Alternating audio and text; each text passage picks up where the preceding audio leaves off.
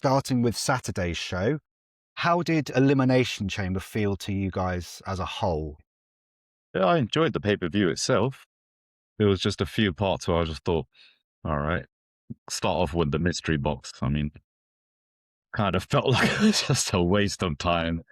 It's all right, you got something funny else that you can bring backstage. Just being a bit, it's been all right. It's been mixed reviews, like you said, but the whole idea of bringing out this mystery box and throwing it to Raw and SmackDown, I just understand why they did that. It was like all Mm. hype for really nothing. I think lots of people was expecting something big out of the box, Chris Jericho or something, but the mystery box kind of disappointed. Yeah, it was kind of a bit of a damp squib, wasn't it? And I think with something like that, it so often depends on the audience, the live audience reaction. And if you've had the audience live laughing and enjoying it, I think that would have, come across better than the booing that sort of crept in and then seemed to get louder and louder. So yeah, it definitely seemed more towards the gobbledygooker than good surprise, shall we say. I'll say the CM Punk match was good. I really enjoyed that match. I think it was a great championship match, and having Finn Balor literally looks like you're kind of thinking, yeah, CM Punk and Roman Reigns, they can't jeopardize that match. But then back on my mind, I was thinking, you know what, Finn Balor's doing so well in this match. I would be surprised if he just pulls it off and they're trying to just give a little twist and turn for WrestleMania because everyone knows what's happening, and it would just bring a lot of shock element to it. It would have been great if they had Finn Balor in the mix as well. Yeah, I think it's testament to their chemistry, isn't it, that it made you start to question that thing that's been so ironclad for Yeah. weeks now already at this point. Um, Daniel, what were your overarching Elimination Chamber thoughts? Yeah, I really liked it. It was easy. It was fun. There was enough to sort of keep me engaged, and I didn't mind the Danhausen thing. I've got quite a soft spot for Danhausen, but yeah, it was good. I didn't think the booing was that bad for Danhausen. If you go back and watch it, and I did rewatch it a couple of times, it's only when the crowd realised that they weren't going to do anything with it. Once it was like, oh, okay, so it's just the entrance. It's like, what the fuck? Why would you do that? Like, I get it, but yeah, like by the same token, I just think they were probably going to be happy for Danhausen. They just probably want more. The rest of the show was pretty good. I take your point with the booze for Danhausen. I think, yeah, I kind of let that colour my overall opinion of the whole segment. But I think you're right that it was once the lights went out and then came back on and they were all gone, all the backup dancers and everything just gone. And it's like, okay, moving on. Yeah, maybe that's what they were reacting to more. And I thought he had a much better night on Raw where we got to hear him speak. We got to really see how he could fit into that universe. I don't quite see how he fits to the in-ring universe, but he doesn't need to right now. He fits in that backstage world, and we'll get on to maybe something huge that he had a part in a bit later on for Monday Night Raw. I think one more thing that really stood out in a positive light about Danhausen um, was the entrance. The music was so much fun, and I was Mhm. like, I could. It's not, something you're going to write home to your parents about, but it was just so much fun. It was like I could get behind it just as a laugh. But then the Titantron as well was just really good. It was just simple, but it was effective. It felt like a it felt like a show, in a similar way to how Kit Wilson's sort of entrance is. It feels Yeah, like something special, and there's not many guys who get that at the moment. So yeah, that was one thing I really liked about the Danhausen debut. I definitely see that there's space for him in that comedy section because I think all good wrestling is variety. Like, and we've been pretty universal in our praise for Kit Wilson so far on recording these pods, and I've already had the thought of, yeah, I want to see Danhausen and Kit Wilson as like a little team for a little while, because you could even blend Kit Wilson into Kit Wilson and just see how that goes for a little while. But yeah, the show I enjoyed very much. I think I was higher on the women's Elimination Chamber match than the men's. On the flip side, I'd say I was higher on the men's single match than the women's singles match. Let's start at the start, shall we? Let's start talking about the women's Elimination Chamber match. So Rhea Ripley ended up victorious. She pinned Tiffany Stratton finally to qualify. She's already gunning for Jade Cargill, and there's been some spicy back and forth there on social media that we may or may not touch on. But yeah, I think this was my favourite match of the night. Actually, I really enjoyed it. I thought Raquel Rodriguez looked great. I was so pleased they gave her so much, to the point where when she eventually did get eliminated and it took Tiffany and Rhea kind of together to beat her, I heard some booing from the crowd again. I heard like they got behind Raquel. And I think, yeah, Rhea probably makes the most sense as being a big marquee WrestleMania attraction. But I thought it was a great night for Raquel Rodriguez. Daniel, what did you make of the match as a whole? Excellent. I mean, I think it might be one of the better women's chamber matches. Overall, it could actually be one of the better matches, like chamber matches in general. I really liked it, and I thought a lot of people in that match looked really good. I thought Raquel, as you've already mentioned, outstanding. Asuka looked fabulous. Rhea always looks good, and she did again. Tiffany had a really good showing. Kiana James looked really good. I mean, despite, reservations about her being in there, I thought she looked really good. Who's the final one? Alexa Bliss. I had the exact Alexa. same moment earlier when I was making notes. I had to go, there was a sixth. I've only got 5 here. Alexa looked really good as well. Alexa looked really good. And I remember her looking, I think it was last year, was that her return chamber match? She looked really good in the chamber. It suits her. And again, she just looked really good. So yeah, all women I thought looked really good in the match. A lot of fun. So yeah, no complaint. There wasn't a weak link, I don't think, to your point. Everyone stood out. I thought I don't like using the word weakest in a match that was generally so strong and I liked so much, but I'll use it. The weakest part of the match was, I thought, the first 5 minutes. It wasn't bad. It took Asuka coming in, and then suddenly the pace and the intensity went like from a 5 out of 10 to an 8 or a 9. I thought Tiffany took a beating. Like she took an absolute kicking, which I thought was to her credit. Like, yeah, all 6 women I thought came out looking better than they were before they went in. And I think they had some good spots as well. Like, I really liked, I think they have done it in the past, but I couldn't pinpoint where it was. Rhea getting basically Tree of Woad in the cage. I thought that was really unique. I liked Rhea's flip off of the pod, and yeah, it was just all really good. Like, I don't have any complaints about it. I did wonder whether Tiffany was, I don't know whether she physically can physically do the jumps for the prettiest moonsault ever and jump up the ropes and onto a pod. I don't know if that would be a bridge too far, but I really enjoyed them sort of pulling that rug out and having her do the jumps, and then Rhea just shoving her into the pod for the finish. I really loved it. I mean, you're right about Tiffany. She took some nasty. There was one with Kiana, and it was just a simple slingshot. But Tiffany just made it look brutal. Mm-hmm. Again, we talk about Asuka and Raquel and Rhea looking really good. I think Tiffany just looked really good as well. Lots of good, interesting potential avenues for them to go down now heading towards WrestleMania over the next few weeks. There was no women's tag team action though.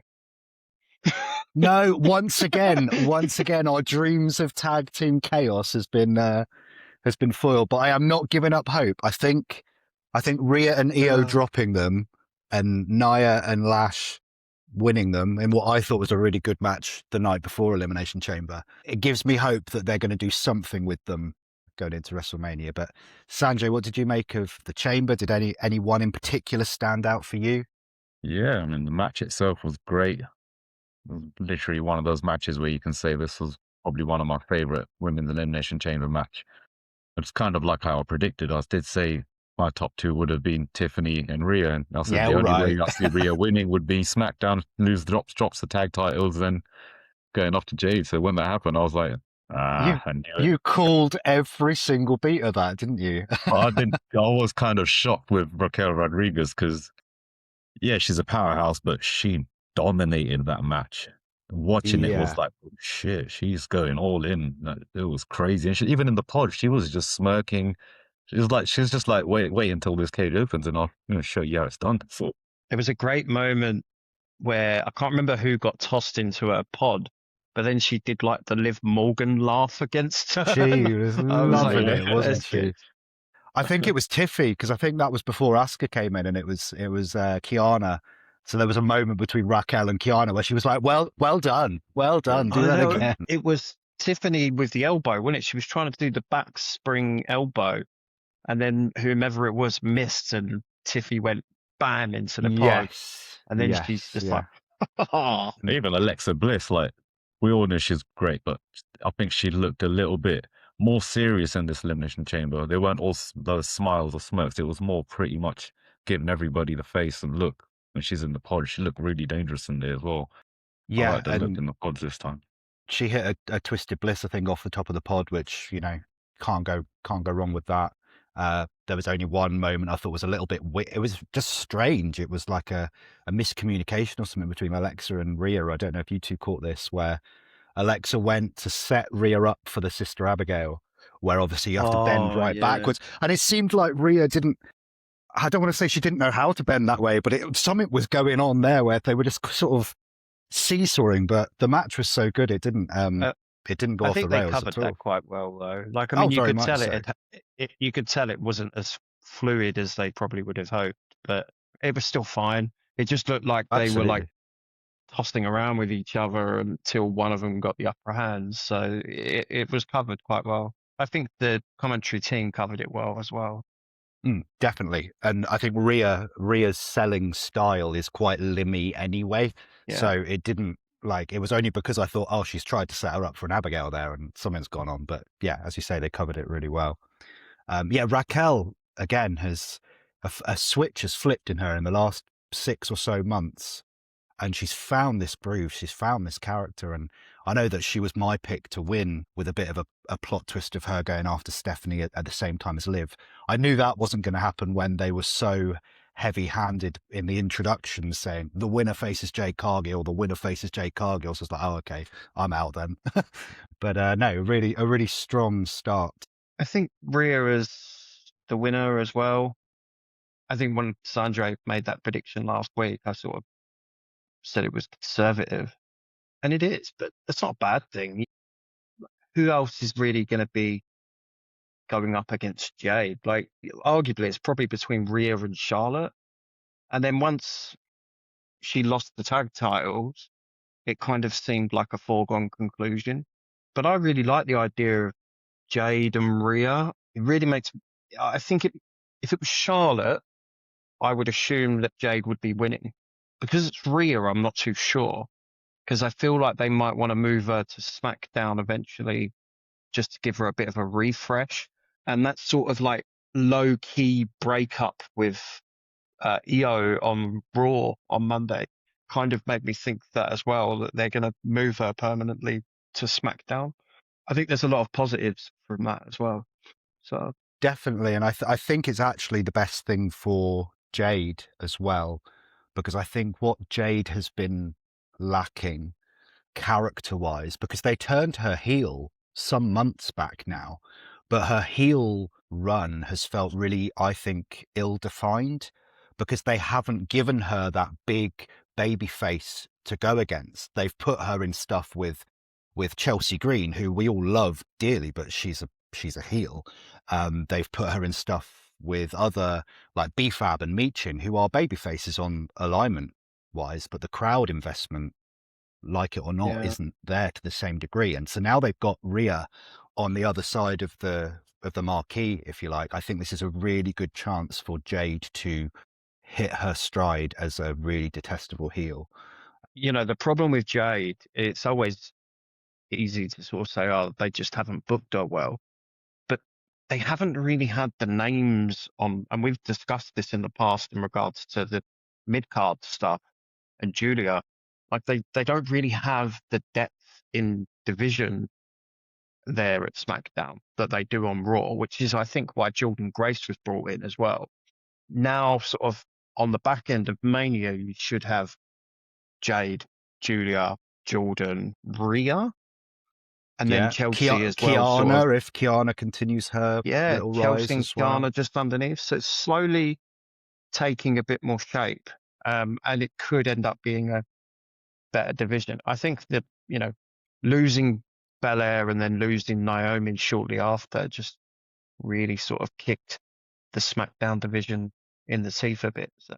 The division and Jade Cargill individually as well, because though if you were talking about Jade Cargill Mania matches, then before you'd put Bianca right in there, and if not Bianca, then Naomi for another feud with her. But yeah, I mean, we talked before about them maybe moving some other women. I think I've mentioned before Stephanie Becker. I think you, Daniel, have mentioned Sanjay's favorite Maxine going over. But moving Rhea is, I think, a good statement, and then she can, was it the saying, like a rising tide raises all ships or something? Like putting Rhea in that division, I think, could be really, really good.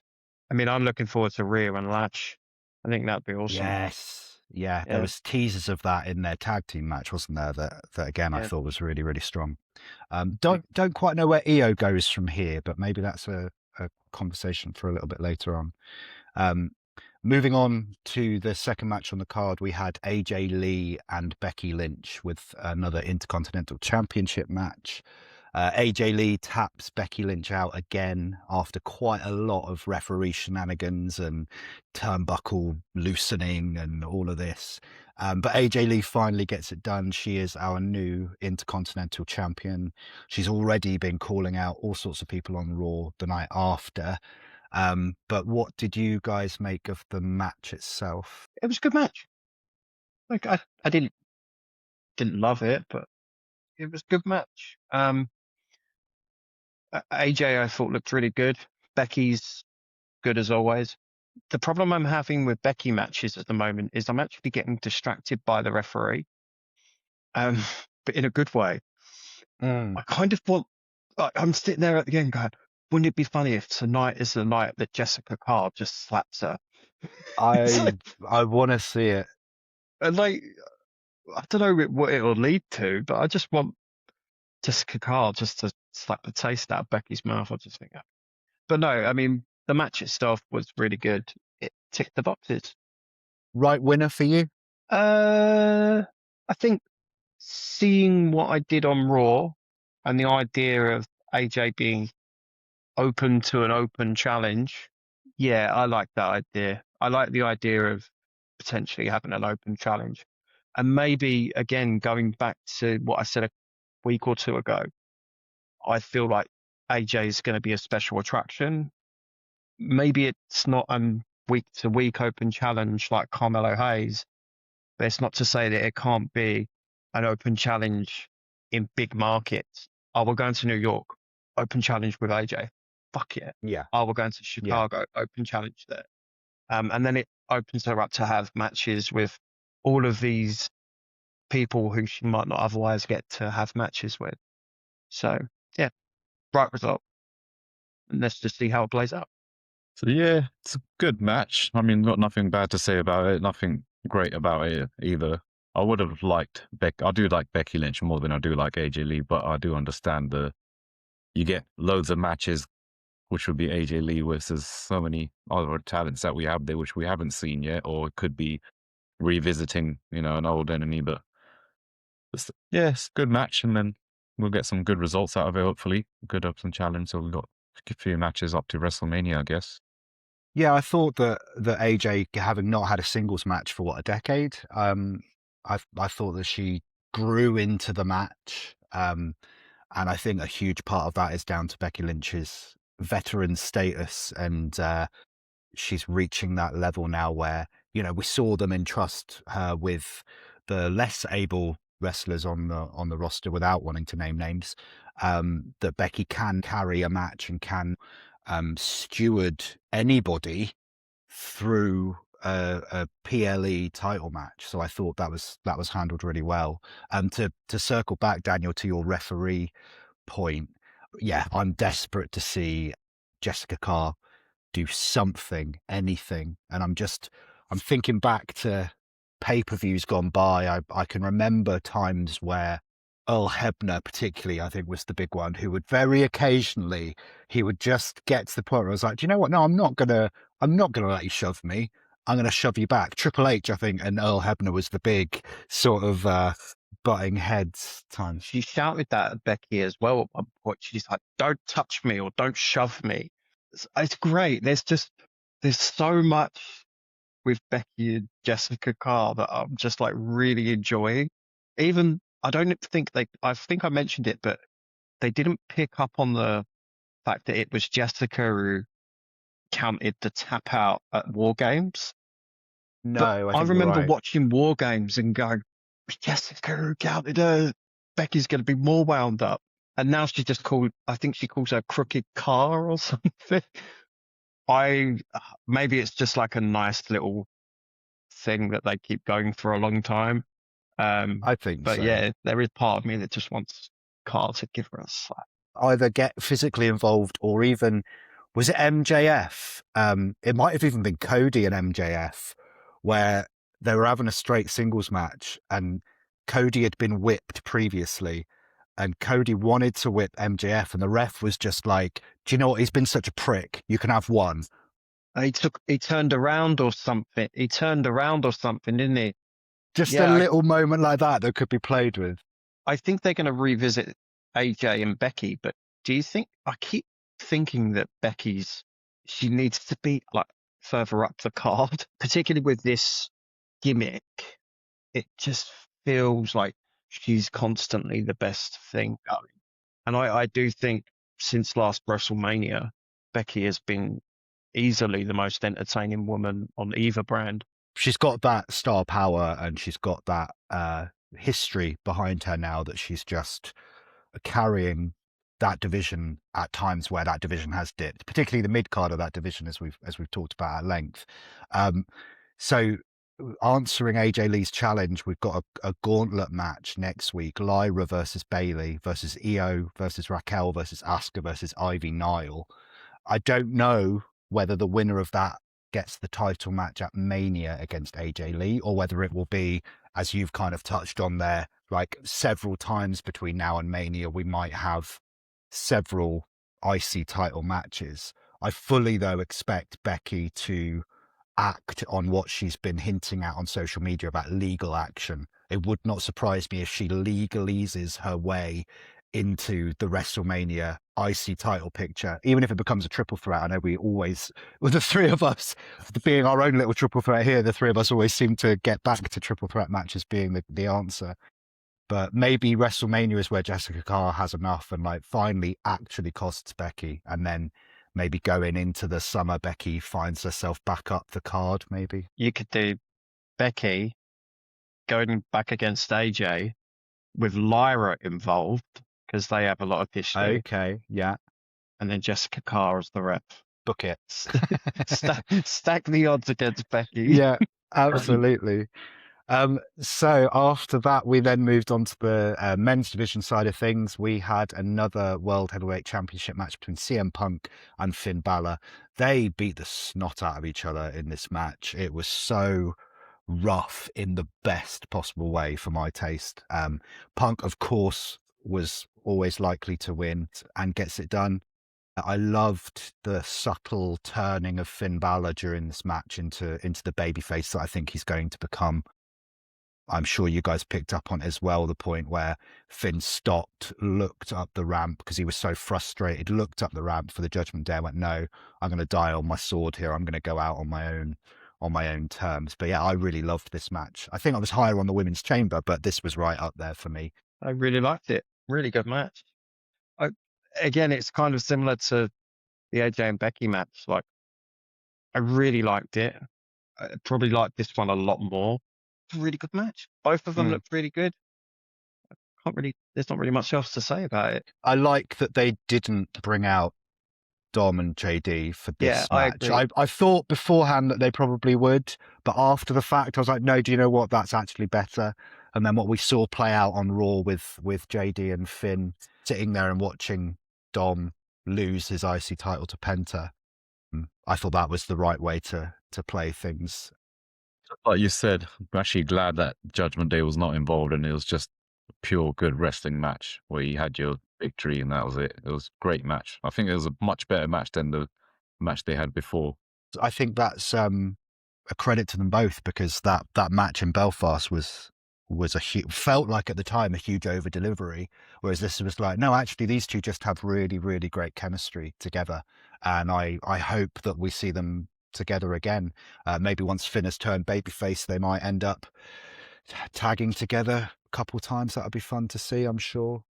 I think their lack of involvement extends to the Raw match as well. Like I really enjoyed the Intercontinental because they didn't get involved.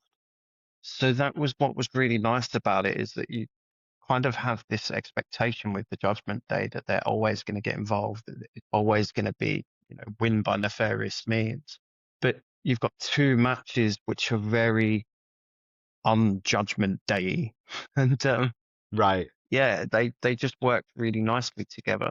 So it'd be interesting to see where they go. I think you're right. I think Finn's definitely turning babyface, and I wouldn't be surprised if JD kind of turns slightly with him. Yeah, it could be, couldn't it? I really liked the backstage segment with the Judgment Day on Raw before the match, where Dom was kind of saying, no, you're going to help me, right? You're going to help me.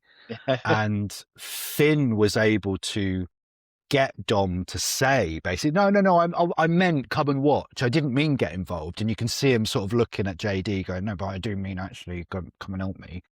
I thought that was really good. So at no point did Finn screw Dom. He was just helping Dom to do what he said he was going to do, which is face it alone. And the right decision, I think, to switch the title, because Penta, I think, can really elevate that title and defend it week in, week out. I think that's been lacking from the IC picture, whereas on the SmackDown side, you've got the US title in really good health.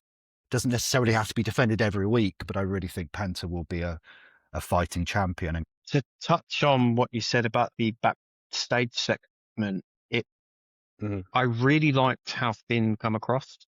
And it's something that you said 2-3 weeks ago, that might have been after the Belfast Raw, that he dressed the part of like an upper person. And it was the same this week as well, where he dressed the part. And if you go to the start of the year, he gets lost in them Judgment Day segments quite a bit, particularly next to Raquel and even next to Dom, because they just look the part, or they look like they should be in that environment. yeah, Finn now, particularly in this segment, just looks like he's not involved with this anymore. He looks very like for lack of a better term, like he's above it. It really stood out to me on Raw. And just while we're touching on that Dom and Penta match, do you think they're going to revisit the fact that Danhausen cursed him just before the match? Are they actually going to say this is this is a factor here? Is that Danhausen cursed Dominic? Could we get a Danhausen Dominic feud for a few weeks, which I think could be really fun? Although it would dilute the seriousness of what Finn would probably want to bring to that equation. But yeah, I did think that was telling. If you're going to do Finn and Dom, which I feel like you kind of have to, then maybe you could just tie Danhausen in, and it kind of, for lack of a better term, like protects Dom as well. No, you didn't beat me, Finn. Danhausen's cursed me, and that's why I've been cursed. Yeah. And I could exactly see Dom doing that as well. Maybe they just tie it in with that in some manner. I think he's got the character as well, Dom, where I think when Danhausen works is when the other person sells for his silliness. So if he was going to say, I've cursed you, and the person's going to, Like Brock Lesnar, a character like Brock Lesnar is like, what are you doing? I don't give a shit. Like, leave me alone. Whereas Dom going around for the next few weeks, maybe we see his mustache get a bit disheveled and his hair get a bit disheveled because he can't catch a break because he's been cursed by this newcomer. What was it? Sad Corbin. It's Oh, Happy maybe we Corbin, call and that it's back. Yeah. yeah. Sad Dom. Sad Dom. He can go and lie down next to Johnny Gargano. We can just start building this stable of sad wrestlers. Needs to think of a D though. Desolate Dom. I don't know. Doesn't ring off the same. Depressed Dom. There you go. Depressed The Dom. fresh Yeah. Dom, yeah. Lovely. Works. So to just wrap up the Elimination Chamber PLE, we had the men's chamber match. Randy Orton ended up getting the win over Cody Rhodes after all sorts of shenanigans and interference. We had Logan Paul kind of run the first half of the chamber, eliminating Javon, LA Knight, and Trick. Cody Rhodes then was able to take out Logan Paul after more random masked man stuff before we finally got the big reveal of Seth Rollins, who's made a remarkable comeback. If he is, he must be back and cleared. Whatever they're saying kayfabe wise, to be physical, he must be back and cleared. So yeah, Rollins stomps Logan Paul, Cody Rhodes pins Logan, and then Drew McIntyre gets involved. Costs Cody and Orton now, on paper at least, at time of recording, is set for a WWE Championship match with Drew McIntyre at WrestleMania. I mean, I did enjoy the match. It was great that Randy Orton won, but I would have preferred Drew McIntyre versus Randy Orton. I don't think that's going to happen at WrestleMania. I'm sure Cody's going to get in there somewhere. They got a match now anyway on SmackDown, so which could change. But then I think that there might even be a fatal four-way. Still, you might have Jacob, Cody, Randy, and Drew. That works for me. That would be great. But I do feel sorry for LA Knight when he fell off the sort of trying to do the same move that he should have just given up on doing. Little slip and doing, wasn't it? When we talked about Rhea and Alexa and how well they covered that, there was no covering this for LA Knight. And there's a video gone viral of Randy Orton laughing as well. Yes, yeah, rolling over and laughing at him, which is not good. But yeah, I think we've talked about that specific move before as well, and how it always kind of gives me a little bit of a twinge of why are you doing that?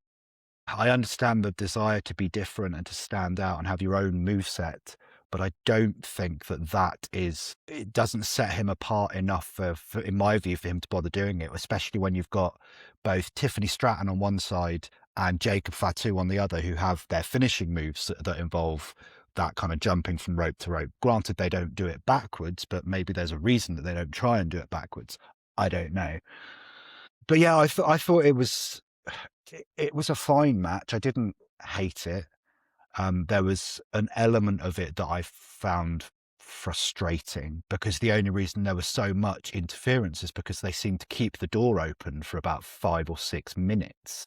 And I was just like, close the bloody door. Like, you've got rid of the person who was eliminated, close the bloody door. We don't need to sort of let Seth Rollins do this big reveal.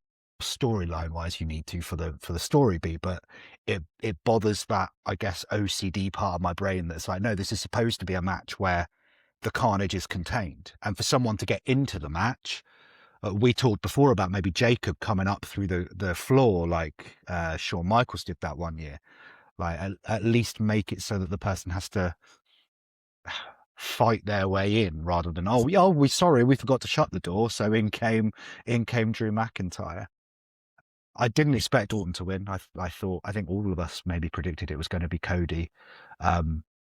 But yeah, before we get on to what's likely to happen next, Daniel, what did you make of the match as a whole? I remember it starting off with everyone climbing, and that bugs me. I'm just sitting there thinking, During their entrances, do you mean? yeah, and I'm just sitting there. I thinking, caught that get on too. with Yeah. It was only when Cody got in, he started going, I'm not bothering with that. Let's just get on and get business. And I was like, haven't we got a thinking match to myself, that's how you make a baby face. Because I was already getting annoyed with not only the heels, but the other baby faces for all climbing up and going on 1 pod, 2 pod, 3 pod, 4 pod. Jesus Christ, we get it, guys. And it was so bizarre because I think Trick was the first one out, if memory serves, and he climbed the pod, and I thought that looked really iconic. I Yeah, thought it that looked great. looked really badass. But then everyone else doing the same thing, like you say, it just diluted it down. Randy didn't, but he posed right near it. The entrances just were taking it out of me a bit. Once it got started, though, I thought it was really good. Most of the guys looked really good. I thought Logan looked really good. I thought at least for the, up until he was eliminated, it was probably one of the sort of standout performers in the match. I thought Javon looked good.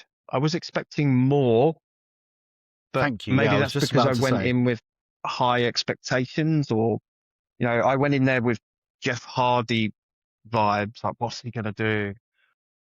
And he didn't really have anything that truly like wowed me. I thought even his one move that he did hit off the pod, I think, was it a frog splash or something that he hit? It was like a standing frog. It's telling how like spoiled we've maybe been with these high flying moves that my reaction to this massive jump off the pod was just like, yeah, okay. Yeah. I thought you'd do a big cutter or something. Or I remember one year, did someone like monkey bar out to the middle and drop and do something? That was Jeff Hardy, but it looked really awkward. I think now though they have like the top of the cage for the Elimination Chamber is an open circle. Right.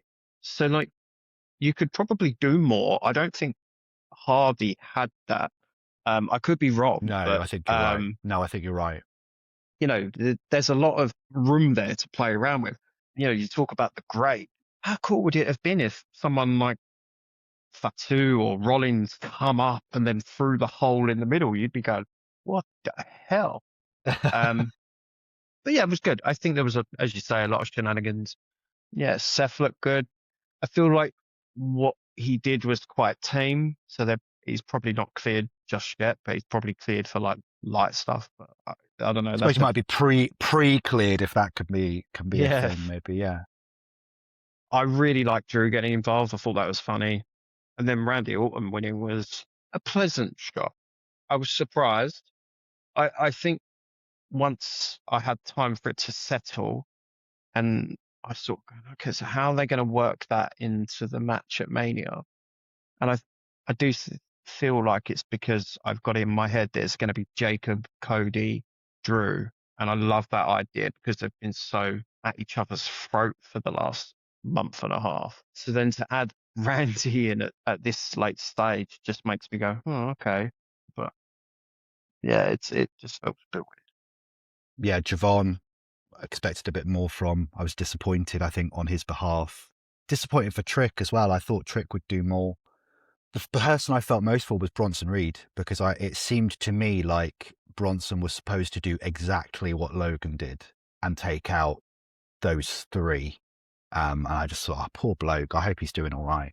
And the whole Seth Rollins thing, I think they've got quite a lot of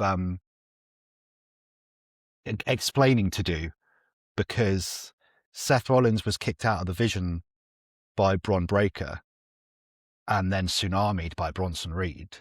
Logan Paul was not a part of the Vision then. Austin Theory was not a part of the Vision then. So storyline wise, for Seth to be this angry that he's going to send his trainees to be the masked men and then presumably lead to some sort of big blow off WrestleMania match, think, well, what's his... I feel like Heyman kind of covered that on Raw though. Like, he tries to take credit for the Vision, but it was me. He tried to take credit for the Shield, but it was me and Punk. So maybe it's going to be more Seth versus Heyman rather than Seth versus Logan and Theory. Yeah, maybe. Although Seth and Heyman have now already been physical with one another, so there's not that payoff anymore. Going forward to SmackDown, I really hope they don't take the title off Drew, but I fear that they will. I think Triple H does what Cody Rhodes in the title picture. That's what it is. It just feels a bit unnecessary. I get it. You need your biggest stars in the biggest matches at the biggest events. And, Cody is definitely that. Randy Orton is definitely that. Sometimes you want that story as well. The reason Cody is as big as he is because they allowed that story to develop organically, and they didn't let The Rock, who's easily the biggest star available, get involved. And as a result, you've got Cody now was probably easily the biggest babyface in the company. So I feel like if you pivot and then go to Randy and Cody, which is a bit like, but we're really enjoying this storyline, you're kind of running the risk of not making Jacob any sooner than what you could have done. And probably by extension, taking Drew up to that sort of next level. I think it would be very telling in terms of where they see Drew on the sort of ladder, I guess, for want of a better term, because I do have the same fear as you, Daniel. I do fear that they're going to pull the trigger and switch the title and go with Cody and Randy. And now, if you'd told me a year ago that Cody Rhodes and Randy Orton were going to have a WrestleMania WWE title match, I'd be like, okay, I could see that. That's got history and legacy, pardon the pun, behind it that you can tell the story of. They've been teasing something between Cody and Randy for months, if not over a year at this point. So I could see that, but it would be disappointing, as you say, because the three of us especially have really enjoyed what they've been doing with Drew. And I would argue actually that with Cody in particular, that there was a little bit of stagnation, for want of a better term, with his title run as we were heading into the autumn. And then so when they did that shocking switch and had Drew win the title in Europe, I think you can credit Drew with revitalizing Cody Rhodes as a top babyface over the past few months, because it's that personal level that they've reached with Cody and Drew that I think has carried him through to this point where Cody is still in the WrestleMania main event conversation. If you watch this SmackDown just gone, that promo where Cody is calling out Drew in the crowd, fire. I was just like, oh, mate. And I remember saying it out loud, going, that's a damn good baby face promo. Like, that's how you get people to cheer you. Like, no one's going to boo you or think you're a heel with that sort of promo. I totally agree. And I think that, yeah, if they pull the trigger and have Cody win the title, I think they're going one-on-one, Orton and Cody at WrestleMania, which then leaves a whole slew of people underneath where you think, well, what do you do with them now? Do you do Drew and Jacob as a singles? I hope that they do it as at this point, a 4-way. I've heard rumors of them doing a 5 or even 6-way if you include Sami Zayn or Trick, for example. I did hear Aleister Black's name mentioned at one point, which would be a weird left field choice, although he does have a singles victory over Orton very recently. Whatever the case, I think if they put that many men in the match, I don't necessarily anymore see it as a main event of either night of WrestleMania. I don't know if you then put the fuel on the fire of either Rhea and Jade or Stephanie and Liv, and is it time for another women's main event? I think the women's division has been engaging enough to deserve it, although Jade and Rhea has only just started. I think with Jade and Rhea, they need to do a lot. They've only got a few weeks, so for them to build that sort of, this is going to be your main event, there's a lot of segments. You need maybe some brawls or backstage, something. Just make it very personal, but very quick. Come on Raw and SmackDown. You know, you got Rhea Ripley's on Raw, so you can have Jade Cargill come into Raw. You know, the same Rhea going to SmackDown. But then, like we're saying, I don't really like to see Cody Rhodes versus Randy Orton at WrestleMania. I think if you say SummerSlam or something, you know, further down the line, yeah, great, perfect match. But WrestleMania, I think Drew McIntyre should carry that belt till then. Even if you have Drew versus Randy, that's still a great match for me. I'll take it. But hopefully they will do something where it's just, I think they will just get involved. And at least Cody and Jacob will have to be in that fatal 4-way. I don't really see Sami Zayn or Trick Williams will be good, but I just don't see him in the title picture for WrestleMania main event at the moment. The more pieces they put in, I think the lower down the card that match ends up needing to be. If a triple threat or a 4-way, they could conceivably still main event, I think, for me. I think with the triple threat, it's easily a night one main event. A 4-way, dependent on what really picks up steam, could drop down. I just don't, as much as Randy is a big star, and as much as I have a lot of time for Randy Orton, I just don't think adding him, for me, doesn't really make me go, "Wow, that's awesome." And I think it's just because, again, it comes back to how these guys have been interacting in the story between the three of them for the last few months. And it kind of just feels like Randy's been a bit shoehorned into that. I feel like if you're going to go the singles route, I would probably much prefer Randy and Drew, and then Cody and Jacob as a singles, because then you've got two big sort of singles matches. But I feel like it probably would be Cody and Randy. I think there's loads of different options, which is a good thing. And I think the women could headline again. It's strange. I was thinking recently how the women feel like they're in a bit of a transitional phase at the moment. Like, other than Rhea, there's no established like new names where they can have like all these dream matches. So they're in a like, next year you've got Liv, Vaquer and Jade, and then it's suddenly, okay, we've got this person and Charlotte. We haven't done that at Mania. This person and Bailey, we haven't done that at Mania. So I feel like it's in that sort of transitional period. Although I feel like Jade and Rhea as a main event might be risky. We'll see. It's an exciting time. It is. It is. I guess as far as women's main eventing going, I guess there's part of me that's really eager to see it sooner rather than later, because I don't think there's any chance that next year's WrestleMania is going to be headlined by a women's match in Riyadh. No. I think the women's division is actually in a really, what's the word, like, State of flux.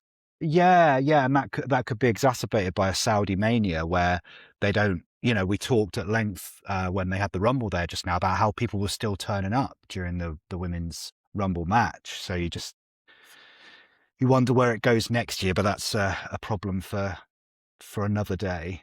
I feel like Jade and Bianca potentially could have headlined. Yes. I mean, it's strange, isn't it? Like, Rhea's arguably so much, not even arguably, she is a much bigger star than Bianca Belair. And yet I still feel like Jade and Bianca is more of a headline main event than Jade and Rhea. I think that maybe goes back to Sanjay's point about how for Rhea and Jade to be main event level, they're going to have to do a lot. It's going to have to get, I think your phrase, Sanjay, was very personal, very fast, which I totally get. Whereas Bianca and Jade, if Bianca had been cleared, you could drop her in now, and there's that years worth of build that they can pull the trigger. With Jade, because her time, she hasn't had enough time. She hasn't had enough feuds, where Bianca and Rhea would have been a definite main event right there. They both had enough time in the company. And with Jade, I think because they were just kind of passing time with her and she was just going around backstage, instead of that, if she built a feud with all of them, hopefully by now we would have had that level of saying, yeah, Jade Cargill can main event. But I just think her name's not as big as the other superstars that we had before, like Charlotte Flair, Maria Randy Rousey, and that sort of style. But we'll see how it goes. Yeah. I think it could end up being an important match historically. I wouldn't be surprised that if down the line they return to the sort of animosity with Rhea and Bianca, and then you've got Bianca and Jade as well, and you're also bringing together Rhea and Jade now. So down the line, that you're going to get a freeway between the three of them. Yeah. Sounds quite tasty, actually. Let's not get our hopes for next year, though, because Saudi won't take it. No, they certainly won't. Belair will probably still be suffering from a broken finger. Bless her. I saw a video, I think, just today of her rehabbing the finger, and you just think, my God, my heart goes out to her. Like, over a year that will have been by the time she eventually, hopefully, does get cleared, maybe after WrestleMania. But yeah, God, one finger or a knuckle, I think it was, can cause so much damage. Is there anything else from from Elimination Chamber, or we might as well open it up to anything from Raw as well. I suppose there's two things from Raw. I really liked the Dragon Lee and Gunther match. Yes. There's not. It was just a really good David versus Goliath match. Gunther looked great. Dragon Lee looked incredible. Mm-hmm. And I just thought it was an excellent match. I don't need to see it again. I'd be happy to watch it again, but now I'm interested to see, is it going to be Ray at Mania? I don't know, but it was a really good match. I don't know. What about you guys? What did you think? I loved it. Gunther's like Midas at the moment. Every time he's on my screen, I'm hooked. And Dragon Lee, beforehand, I was kind of like, okay, we're gonna see. I thought he sold the attack a few weeks ago when he was sort of hanging by the ropes. I thought he sold that really well. Didn't quite know what to expect, and boy, did he deliver. I thought they both hit each other really, really hard. And I think it was Gunther, the character, can't show respect to people, but I think the fact that he pulled his mask off to get what he knew would be a cheap tap out is kind of respect enough, because that character should be able, in his mind, he should be able to get it done without any of that bollocks.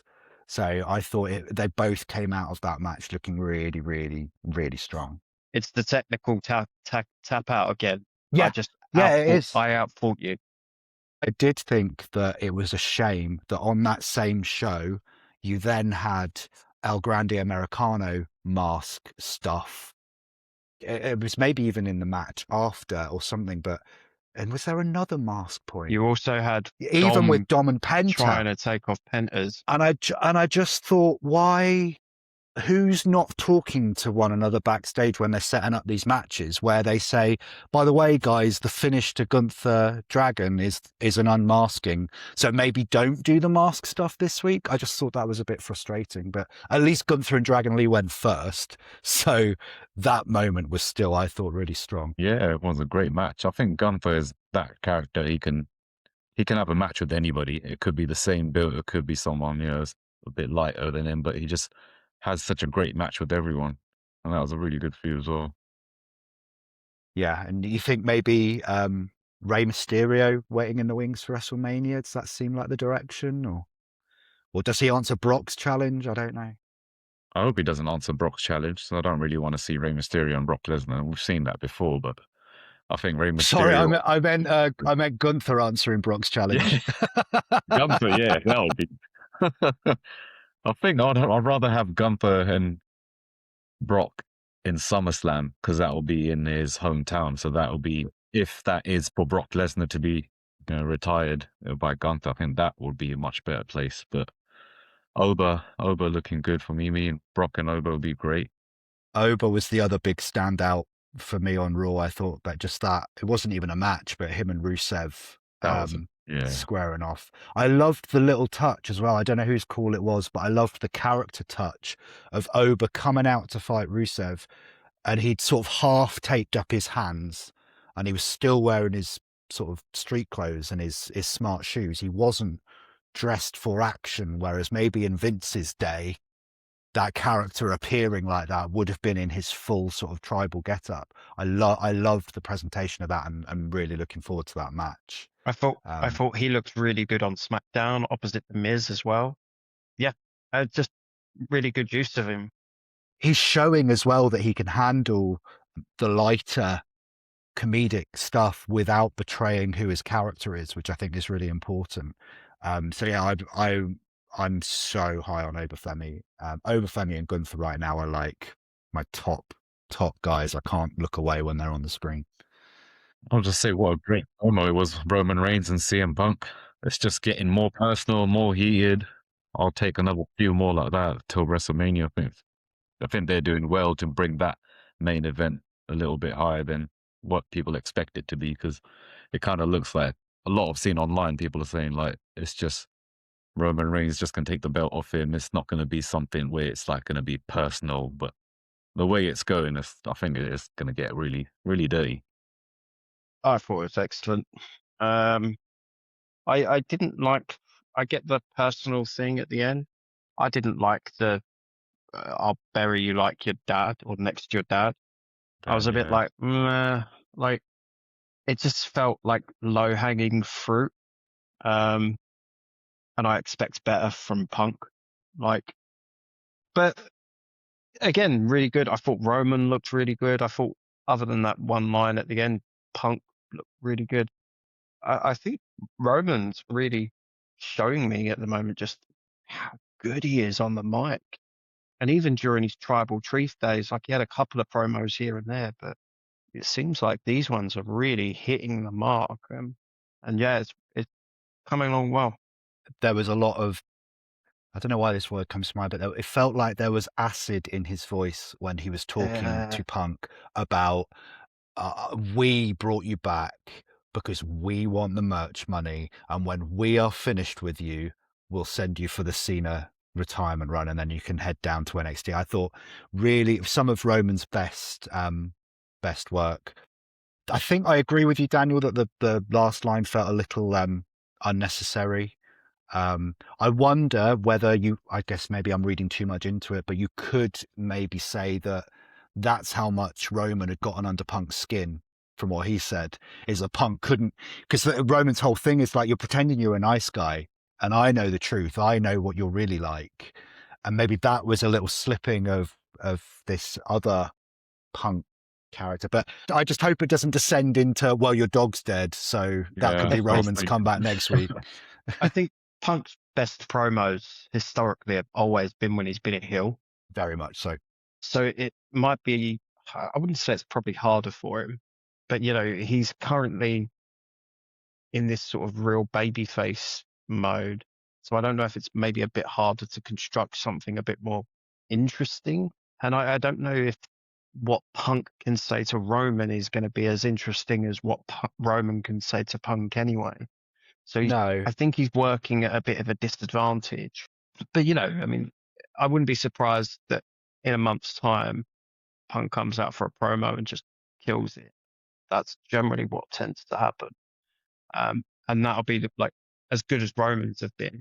Punk could quite easily come out and have one that floors all of it.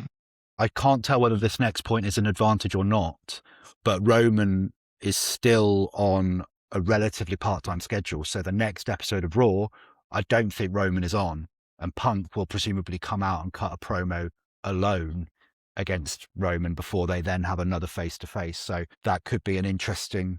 The great line. Yeah, I've got bags under my eyes because I'm carrying this show while you've got your feet up. And it's carrying your bullshit all the way to WrestleMania, I think he said. Yeah, that's it. Yeah. Yeah, great line. I really liked the line. I hope they don't lean too much on getting pops from swearing, because I can see why it does get a pop, because they said the bad word, but these two now don't need it. They can let their actual words carry the weight of this really personal feud. It's got a question, guys. What do you lot think about Chad Gable or El Grande Americano? Do you think this is going to carry on with this gimmick, or is he going to finally come out as Chad Gable? I really like Chad Gable. And even as El Grande, I'm still like smiling when I watch him. Like, I quite enjoyed them.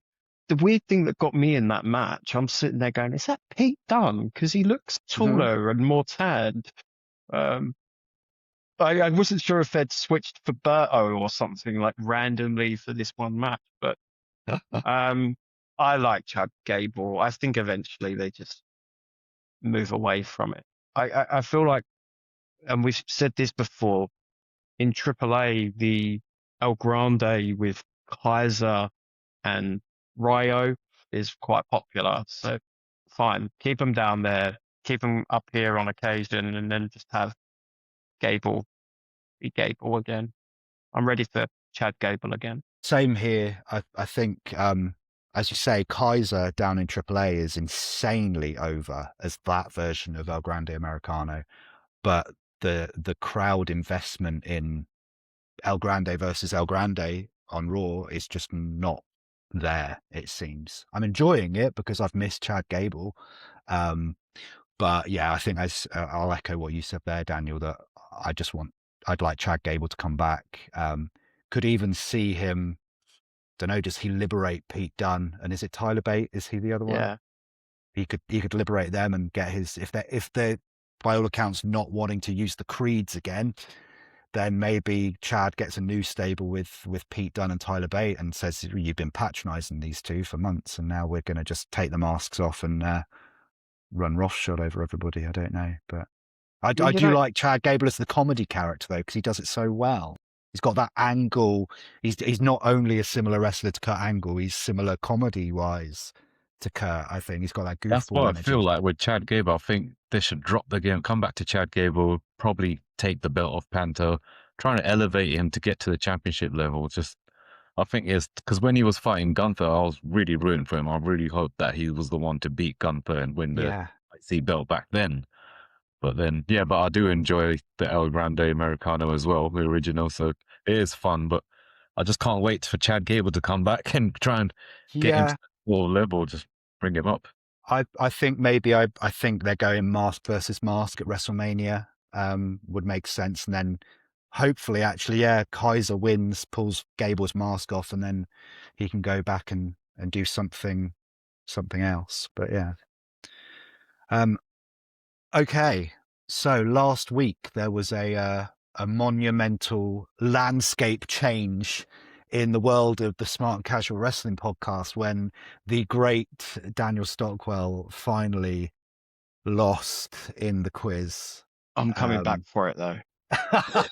But not this week. This week, Daniel, you've been relegated to question setter, and there's been some controversy around my new championship reign, though. I know you've used the word asterisk a couple of times there, Daniel. Interim. Oh, ouch. Ouch. So we will see, Daniel. I'll hand over to you and you can set your question. Okay, so we just had the last pay-per-view before WrestleMania, and the champions are seemingly set for WrestleMania. So my question for you is, who has walked into a WrestleMania event as a defending champion? A little bit of admin. I'm only considering the top titles of each men's, so I'm not including the ECW title. And I'm also including the top women's titles from the point of when Stephanie reintroduced the women's title, about 10 years ago. So the defenders, they walked in as champion. So Iain is technically champion. No. Don't tarnish me with the word technically. Okay, so I will say Cody Rhodes. Cody Rhodes is correct. Roman Reigns is another correct answer. Triple H. Also correct. John Cena. Also correct. Edge. Also correct. Chris Jericho. Correct. Randy Orton. Is correct. Shawn Michaels. Correct. Brock Lesnar. Correct. Stone Cold. Fun fact, Stone Cold Steve Austin has never defended a title at WrestleMania. Oh, wait. So I do believe... Man. What was the rule?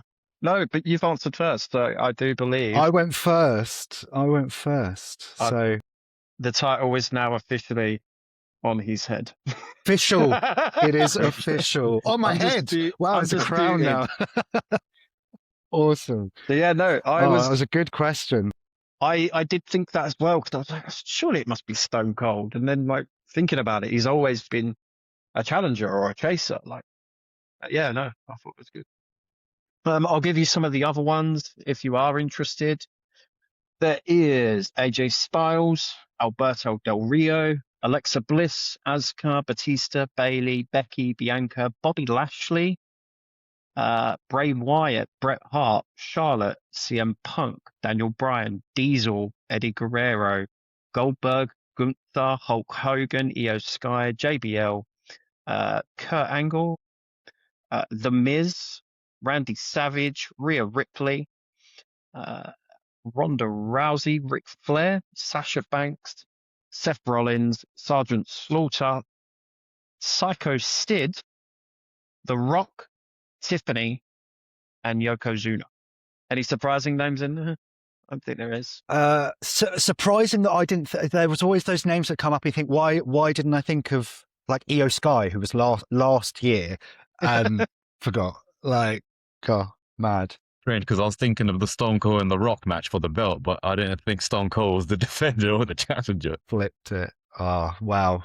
It was a noble effort, but I sit pretty on my now official throne without the words technicality or undisputed champion. interim undisputed champion. So next week it'll be Sanjay to set the question, and then Daniel will try to claim back his throne, but we shall see. Guys, that brings us to the end of another episode of the Smark-Casual Wrestling Podcast. Thank you so much for listening at home or wherever you are. Please keep looking for us and finding us on TikTok and YouTube, on Apple and Spotify.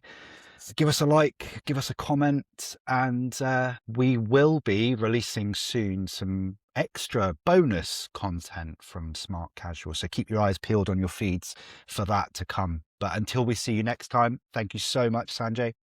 Thank you, guys. Thank you, Daniel. Thanks, guys. And we will see you soon.